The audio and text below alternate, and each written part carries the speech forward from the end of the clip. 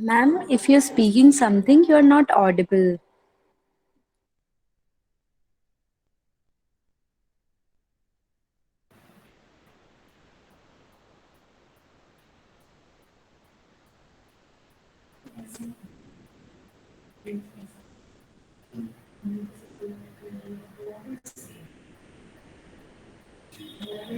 Hello, can you hear me? Yes, ma'am, now. Yes, ma'am. You Yes, can ma'am. see the slides. Can you see my slides? No, No, no, ma'am. ma'am. Present in the slide. Now, Yeah, ma'am. yes, Now ma'am. visible. Now it is.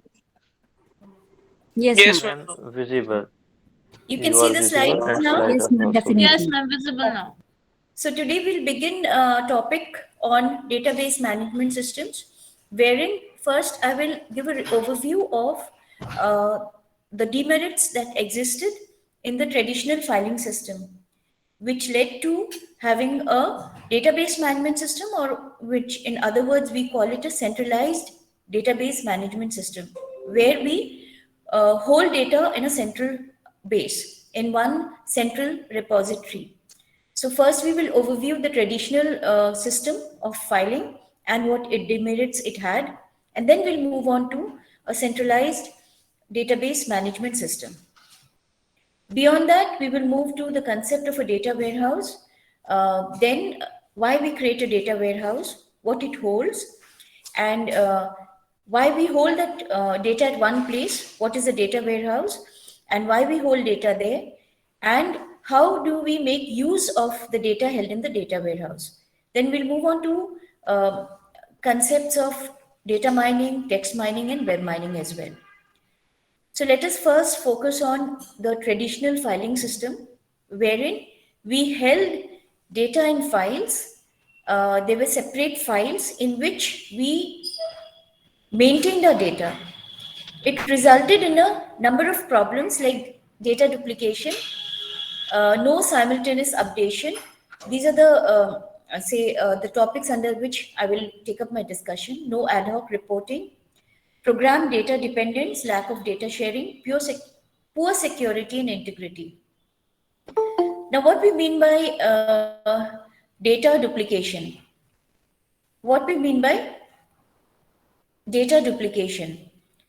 Now, data duplication means since everybody is holding data at their own end, the same data item is replicated in different places. Like, say, for instance, I take the case of a bank. I open a savings bank account in a particular bank, say State Bank. So when I open a savings bank account, the clerk there enters all my details, my name, my age, my address, and other details. He maintains it in his file in his own methodology. Now, say 6 months later, I seek a loan. I go to the loan department where it is a different salesman who is, a different individual who is handling that loan sanctioning. So I report to a different window, a different person. Now he takes my details. So it's the same name, age, my address is recorded by him in his own methodology. He records in a separate file. So this problem of data duplication, the same data element is duplicated n number of times. I seek, apart from savings bank and loan, I've securing loan, taking loan. Say 3 months later, I want to put in a fixed deposit for say 5 years. Again, I go to a different window. A different individual is entering all my details once again. This kind of duplication of effort is done away with in a centralized database management system. Now, the next problem, so this is data duplication. Each department or function individually collects the data. The same data is collected more than once. Like the example, savings account collects, records my data.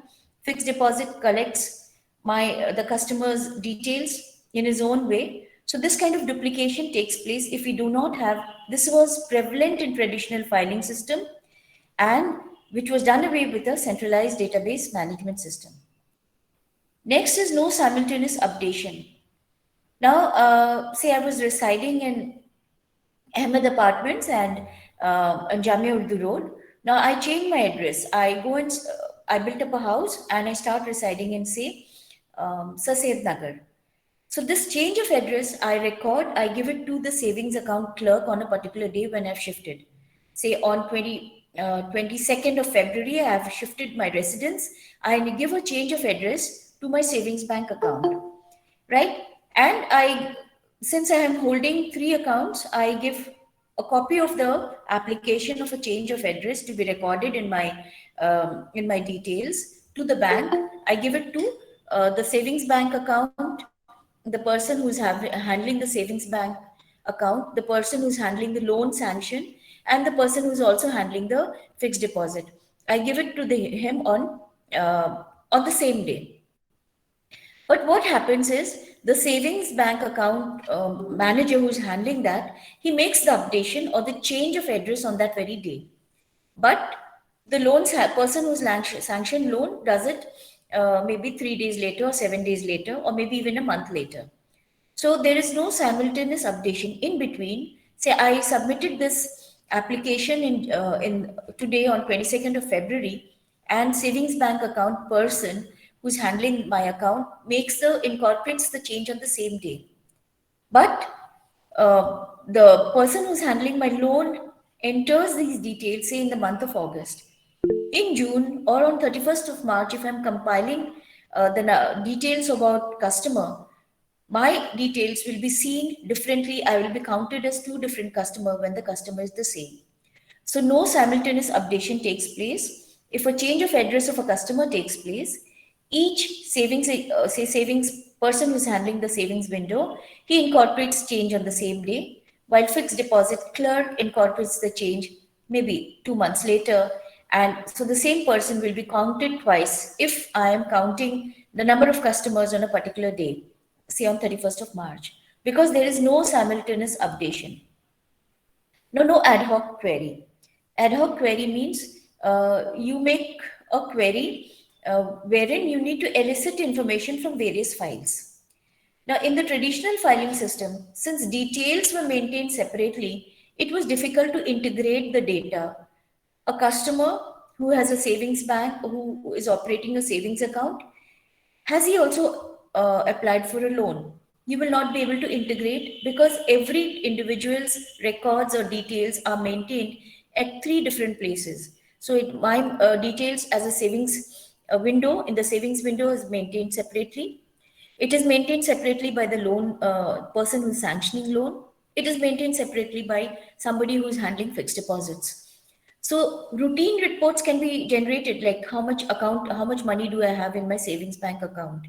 Or in case of loan, what is the EMI that I'm paying and how much have been paid back by me? But then you will not be able to integrate the records, saying that a customer who has a savings bank account, who has taken a loan of more than so much money, so much amount, it cannot be integrated. This is what we mean by ad hoc query. Ad hoc query, a query which needs to integrate information from more than which needs to integrate information from more than one file. This kind of work cannot be done. So no ad hoc reporting. So we can make routine reports as to how much money is there in my savings bank account, how much is the amount of loan that I have taken, and how much has been the payment made by me till date. I took a loan, say in the month of February, and how much has been paid by me in this particular year. So I have taken a loan for 5 years. How much EMI has been paid by me? That a kind of a routine report can be created, because that is a report which elicits information from one particular file. But any kind of ad hoc query wherein you need to integrate information which is held in different files cannot be done. Cannot be done in case of traditional filing. So routine schedule reports can be generated, but no ad hoc reporting can be done as records are not related. You get my point? They're seen as three different separate files where there is no way in which we can integrate them. So a customer who has a saving account and also has a fixed deposit account. So you take in case of a library, when you take membership for a library and you're taking books. So in a library file, members file, we will have details like what is the student's name, which is his hall of residence, what is the course he is doing, He's doing an MBA, he resides in VM Hall, this is his name, and so on. But then in a separate file, we are maintaining records of the book he has taken on a particular day and the book he has returned. And if he has not returned on the due date, say we, for instance, we issue for a period of 7 days. So if he has taken a book on 15th of February, he ought to return on 22nd of February. If he returns later than 22nd, some amount of fine, say for instance, he needs to pay, say at the rate of 10 rupee per day. So if he returns on 28th of February, he has to pay fine for these 6 days for delayed payment. So if we want to just find who the members for whom fine is due, means he's a person who is defaulting repeatedly, who is not able to, who is not returning books on the return date. So we will not be able to find out the list of students who have not, who has for whom fine is due and total amount of fine due to him, because we are mentioning, we are keeping records of the member, what is his name, say what is his enrollment number, what is his name, his enrollment number, hall of residence, and what course he is going. His details we are maintaining separately, and his issue and return details we are maintaining a separate file where the librarian is maintaining on a daily basis, which is the book he has issued on the date of issue, and the date of return is 7 days later. So if he issued on 15th, he has to return on 22nd. If he's issued a book on 10th, he needs to return on 17th. But if he returns after 17th, he has to pay fine for that for those number of days for delayed return of books, say 10 rupees per day. So if he returns 4 days late, he has to pay for 4 days, right? So this is we cannot do when they are not related to each other, because these files are not related to each other.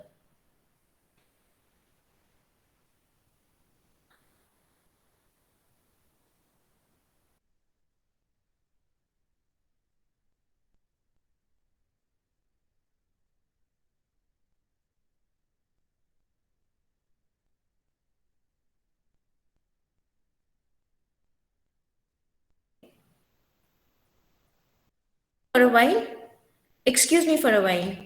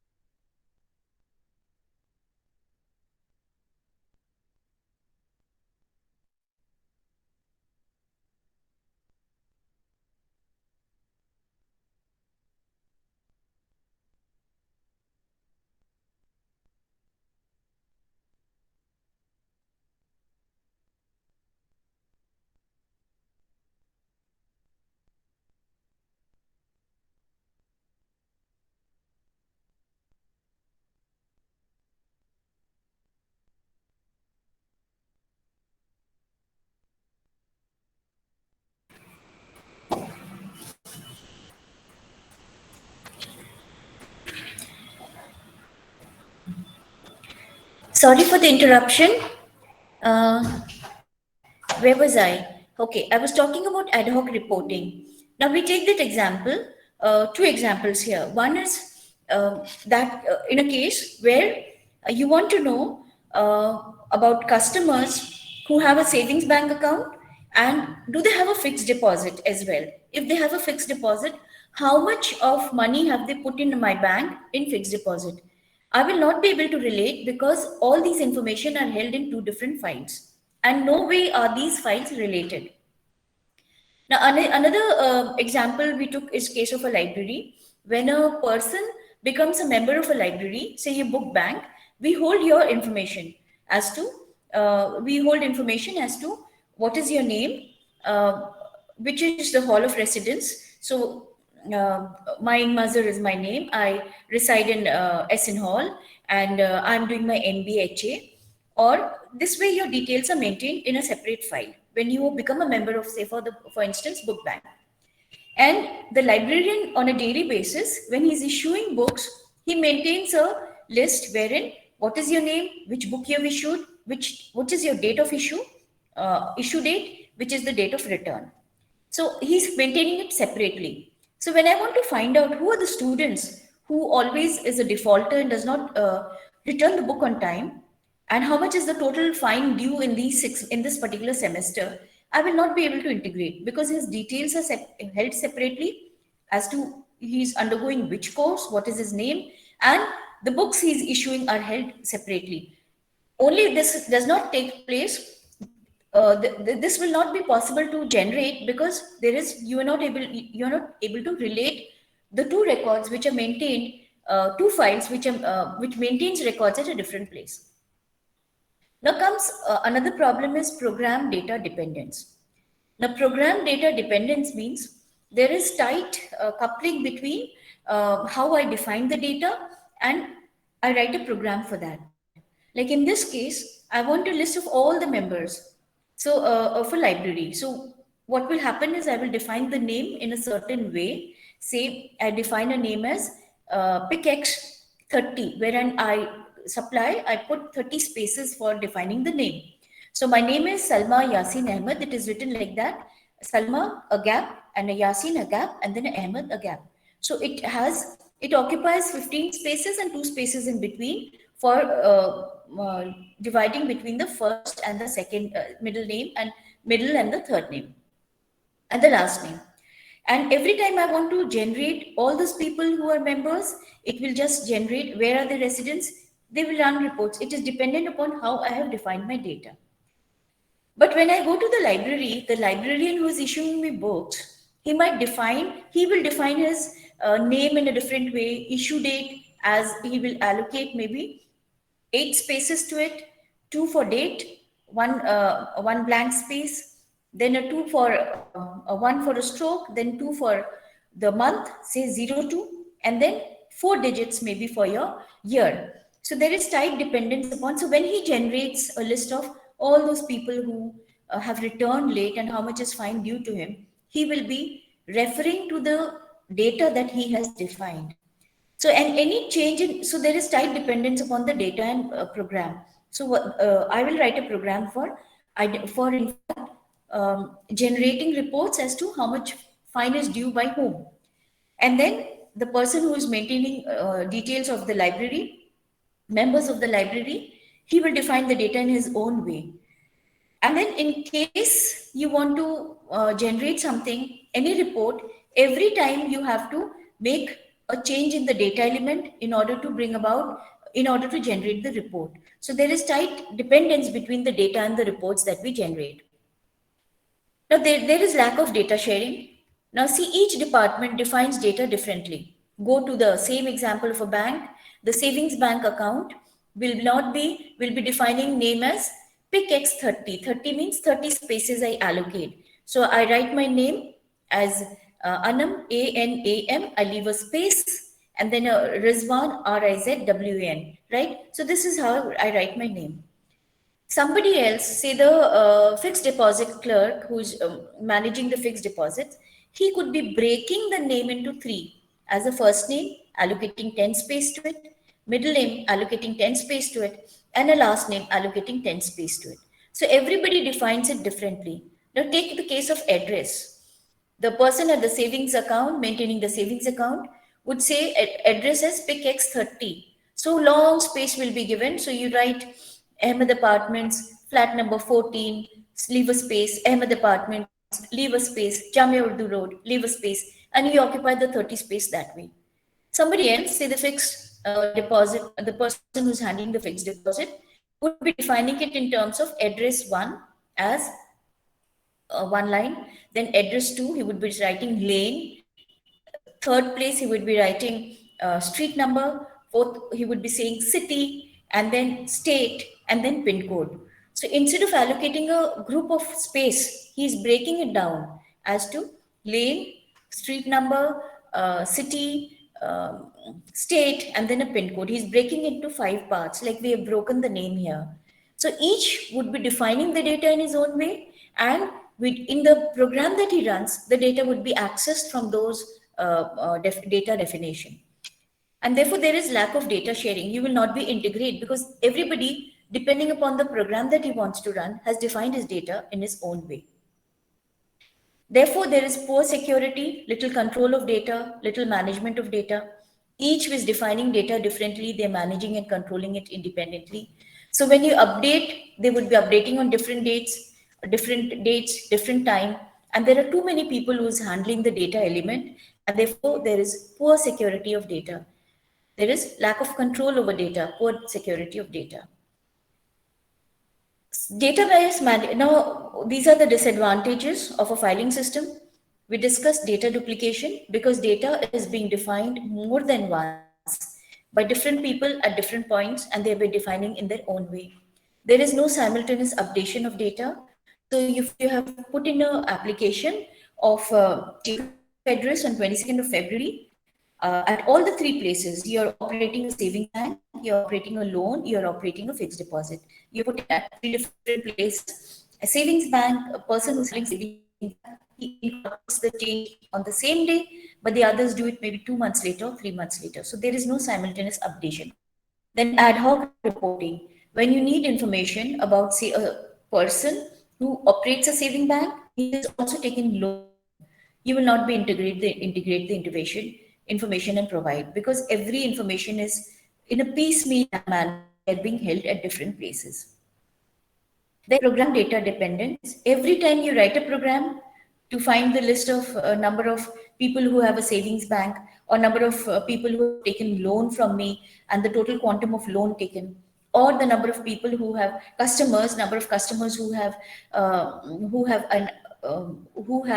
fixed deposit with me, and total quantum of amount of fixed deposit that I've got from my customers, they'll be able to generate reports, okay, and we will be defining it differently, right? So there is program tight coupling between data definition and the program that you run. So everybody defines it in its own way. Lack of data sharing, because you cannot integrate files, and since everybody is defining the data, there is poor security and integrity of data. So these data duplication, simultaneous updation, no program data dependence, high dependence upon the program and the data, then lack of data sharing. These are the disadvantages of a filing system, and poor security, because there are too many people who is handling the data element, defining data, right? So there is poor control and security over data. All these have been removed by database management system, which is a software that permits the organization to centralize the data, manage them efficiently, and also provide access to the stored data by application program. Now, centralizing data, it consists of 3 components: data definition language, data manipulation language, and dictionary. Now, as we said here, it is in the definition itself. It centralizes data. That means there is a central pool where we define the data, right? And therefore, it enables managing them efficiently and provide access to the stored data by application program. Now, what is this? It has 3 components: data definition language, data manipulation language, and data dictionary. Now, data definition language is basically a formal language which the programmers use to specify the structure and content of the data. So it's a formal language which is used by programmers to define the structure and content of data. When we say structure of data and content of data, like when we say name, what would the name, the data element name contain? And how do we structure it? We structure it as first name, middle name, last name, or we structure it as simply name, which consists of so many spaces. So this basically defines how each data element is going to be defined. We define it as just name, or we define it as first name, middle name, and last name. Same thing goes for address. We define it as address and just leave a broad space, number of spaces for it, or we break it down as address 1, lane 1, street 1, city, state, and then a pin code. We are breaking it into 5 components. So how do we structure the data, and what is going to be the content of the data? This is your data definition language. Now, data manipulation language is a specialized language which enables you to bring about change in data. Like here, a structured query language. This enables us for ad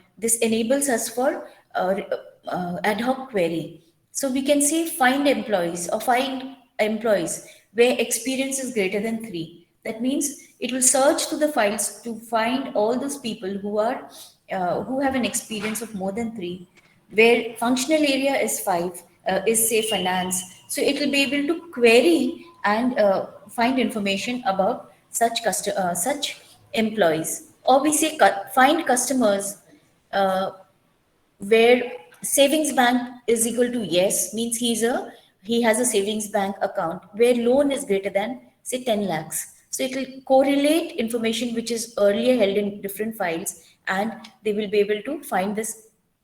This is what we mean by data manipulation language. They'll be able to elicit information about such customers. Now, data dictionary, it defines data elements and data characteristics such as usage, physical representation, ownership, authorization, and security. Ownership means who defines data. So we have requisite number of people, programmers who will be defining the data. Authorization means also we have requisite number of people identified who can bring about the changes in the data.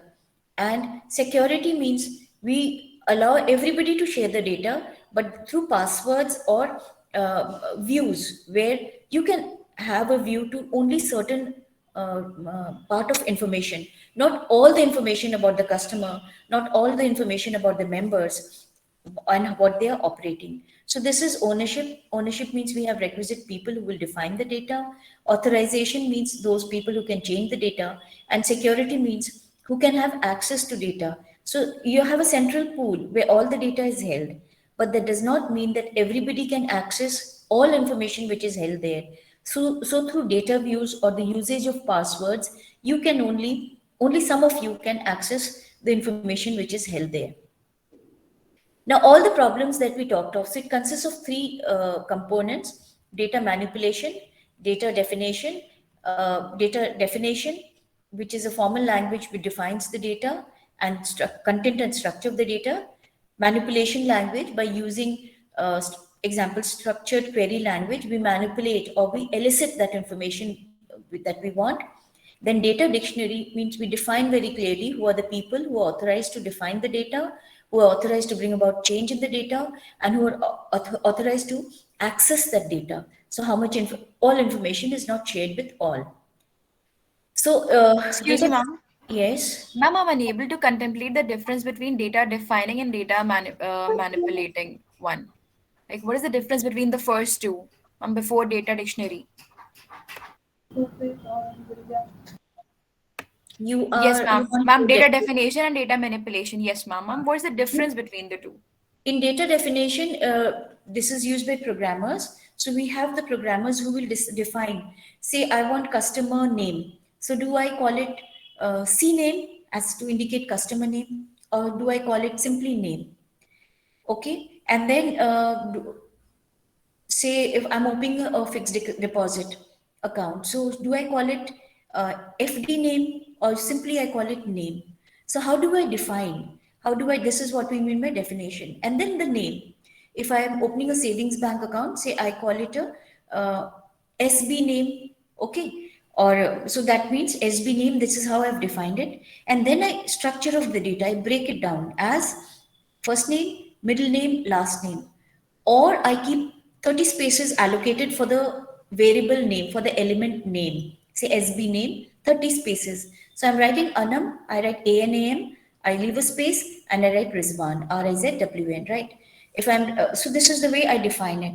Say I'm saying mine is Azhar, so Mazhar, so I write MAEN, leave a space and Mazhar, right? So this is one way. This is talked about the structure. Or I could put it as first name. So under first name, I leave 10 spaces where I write Anam, and in the middle name, I leave it blank, and in the last name, I write Rizwan. So how do I structure it? That is dependent upon who's making the program, who's defining the data. So this is, they use a language in order to specify the content. So I call it a SB name, savings bank account name.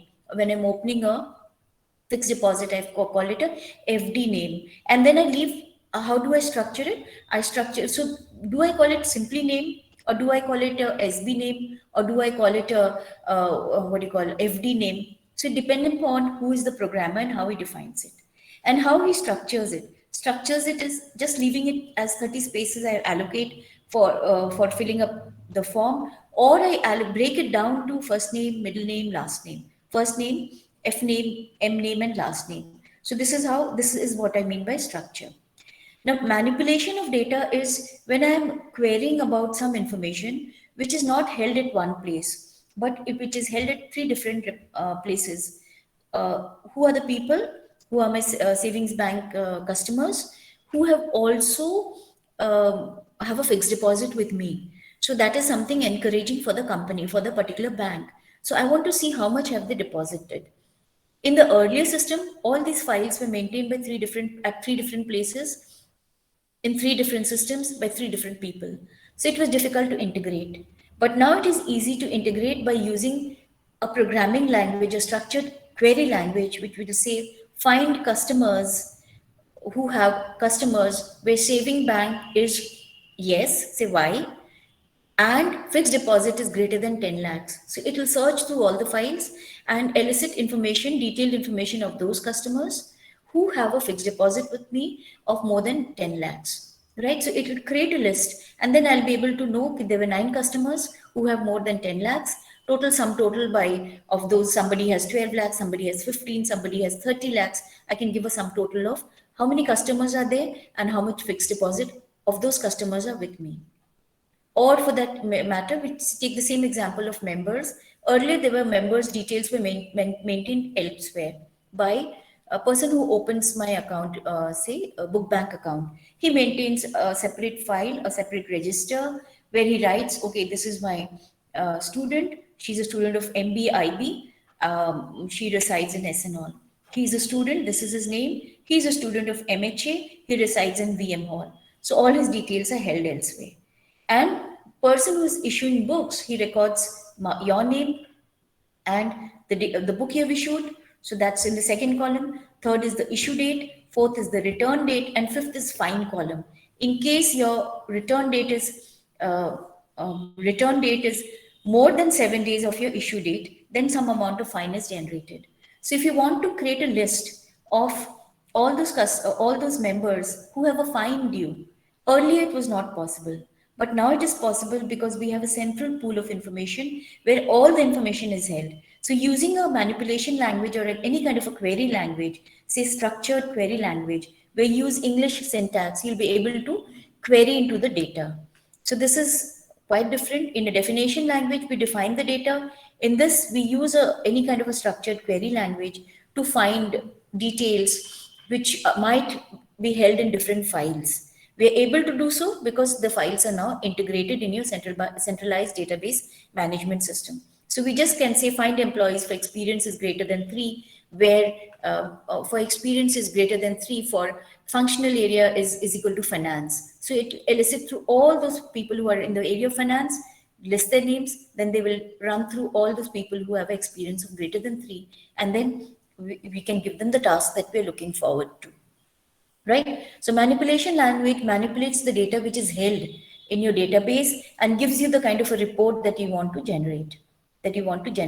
Say, for instance, all salesmen where experience is less than 5 years, where sale is less than so and so. It will elicit list of all those people who now needs to be put on training because they were not able to give you the sufficient amount of sales that you were looking forward to. And okay, they are less in experience, so they're less than 5 years of experience. So let them put them on training. So this is a kind, it will elicit information which is held in different files and integrate them together. This is what we mean by data definition language. Okay, ma'am. Thank you so much. Now, so this is what it does. There is a central management of data. So if a person opens an account in a bank, the savings bank account has decided how to structure your name as first name, last, middle name, last name. And for every customer, it is going to work that way. Now I have opened my account say last year. Now I want a loan. So if I approach the bank to open a loan, they will elicit my information in the same way, and the unique code which have been assigned to me, that same code will be used to relate the two files. So what will happen is all my details automatically will be transferred to him, the manager who's handling loan, using my account. So whenever you go to open a loan, they will ask you, do you already have a savings bank? I said, "Yeah, okay, tell me your account number." So I might be taking a loan from a different account. I might be taking a loan, and for that loan, a different account has been generated for me. A different account has been generated for me. But these two get related. And so when I make my EMI payment, so from my savings, where I'm keeping my savings, my EMI is deducted and posted onto my loan account. This was not possible earlier because they were all separate. So from my savings bank account, every month, whatever is my equated monthly installment, that is sent to my loan account, and my loan, say I'm repaying 9,995, 9,999 every month. I've taken a vehicle loan. So every month from my savings bank account on a particular day, automatically it gets transferred. So I'm debited in my savings bank by 9999, and I'm in my loan account 9999 gets deposited. And so my loan account reduces by 9999. This was possible only because now each of the files are related. Therefore, the data redundancy and inconsistency, where, earlier somebody was updating my address once, and somebody was updating 2 months later, and some other window was updating, say, 6 months later, this problem is done away with. So the data confusion, the data duplication, the data redundancy, the data inconsistency. Why we call inconsistency? Because somebody has incorporated the change today, some other manager has not incorporated the change yet. So there is inconsistency of data. All this duplication of data, redundancy of data, inconsistency of data, and confusion gets eliminated when you have a centralized system wherein the data is being defined once, and everybody who needs information seeks information from this central pool of data. So earlier, the program data dependence, depending upon what program that you write, what is the report that you want to generate. Our, like, fixed deposit, a person who's handling fixed deposit, he needed to generate report, say, every year as to how much fixed deposit has been put in by how many customers. So that he will write a program like that, which will say identify name, display, or say print or display name, display amount, display address. So it will, and all these address, name, amount, all has been defined by him in his own way.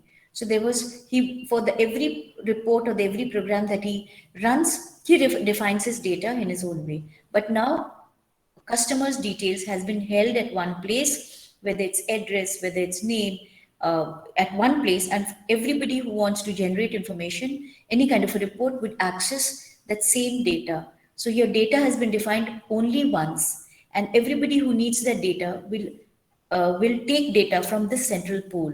So all the data dependence that we earlier had has been done away with. Therefore, flexibility is enhanced. Now we can answer to ad hoc query because we are able to relate the files. There is centralized updation. So if you enter the change in address once, that change's address is incorporated automatically everywhere. It is accessed by everyone. So there is concurrent data access by multiple users. So if we have defined data at one place and there are multiple users who is accessing the data, you can access the data. There is concurrent access. It is permissible that everybody could access the same data at the same time. And security and integrity is therefore maintained. There are no too many people who's defining the data and handling the data. So these are the benefits. Flexibility is enhanced. These are the benefits that with data duplication, there is centralized management of data redundancy, inconsistency, confusion, all is eliminated. There is program data dependence is done away with. Flexibility is enhanced. You can answer to ad hoc query.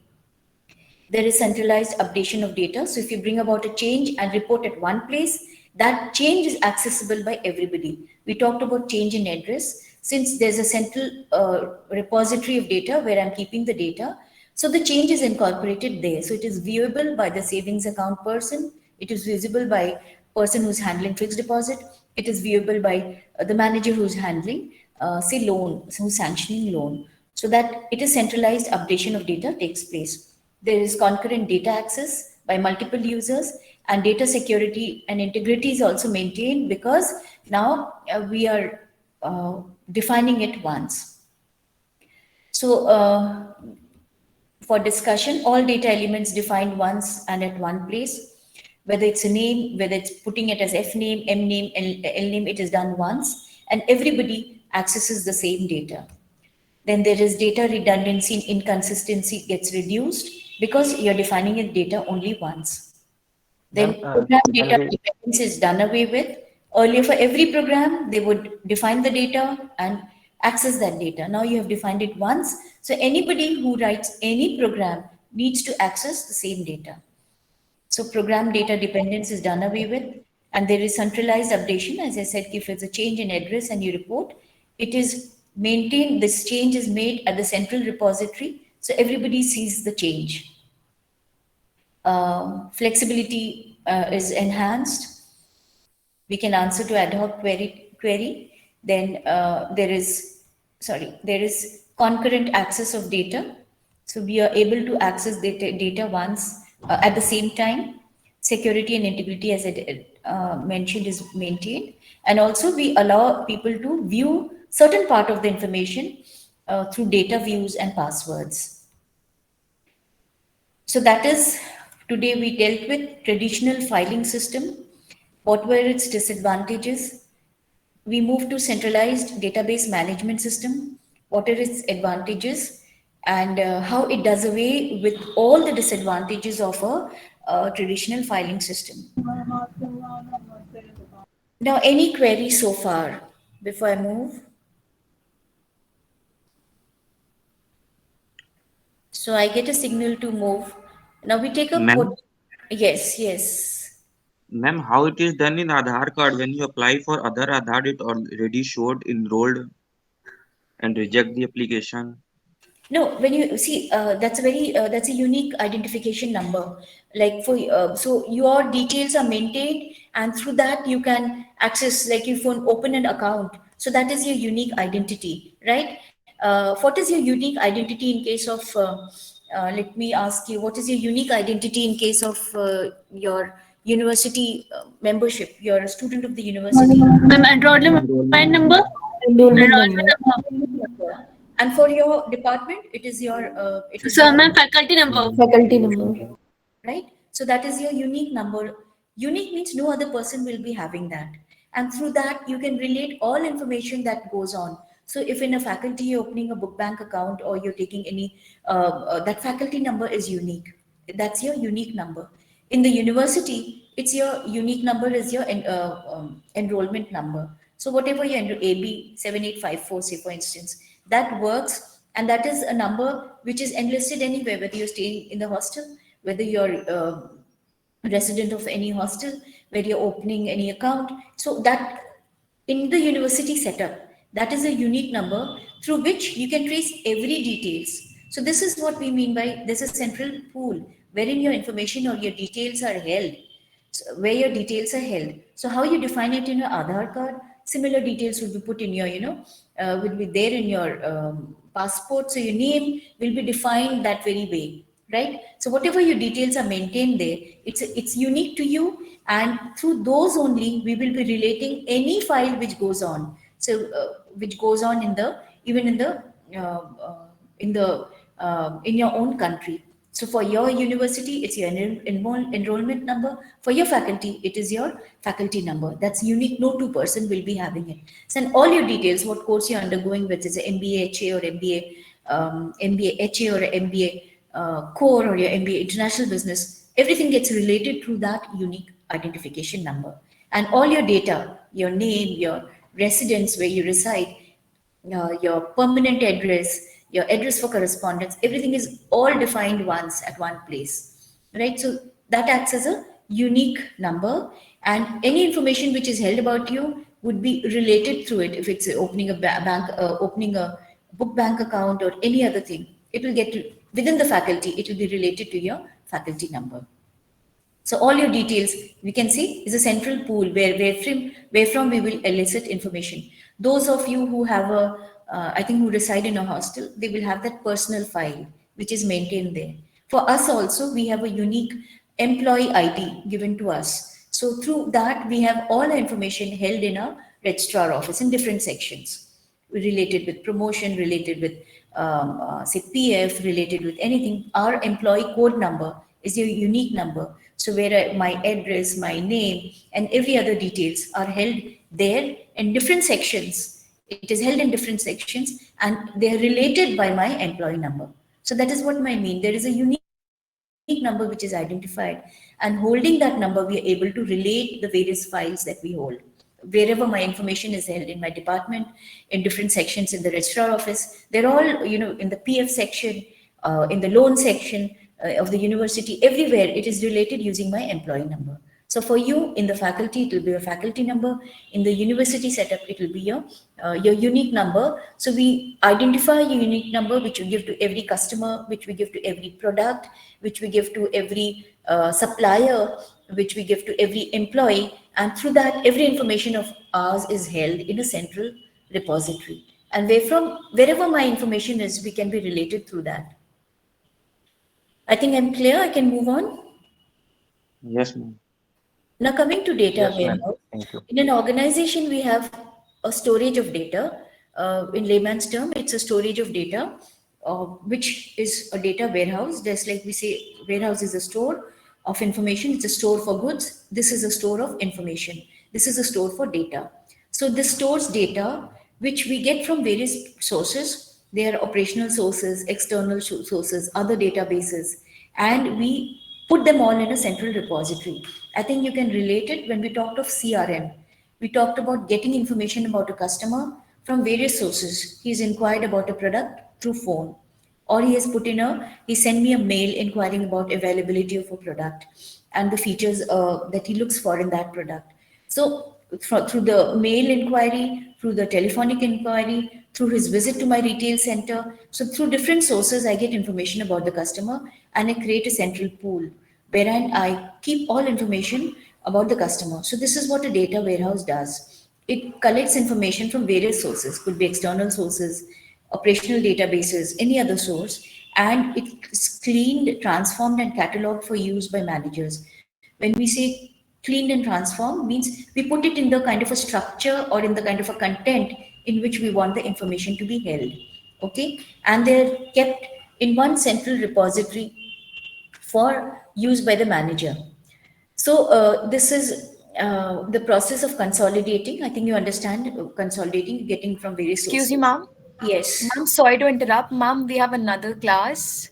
it's already time. Fine. Okay, Yes, ma'am. I'll wind up here. I can take up data warehouse and mining and the remaining concepts which is left on my session on Friday. Sure, ma'am. Okay, ma'am. Let me just share with you, on Saturday onwards, we start your presentation. I will be sending you the schedule. We have 3 presentation on Monday and Tuesday.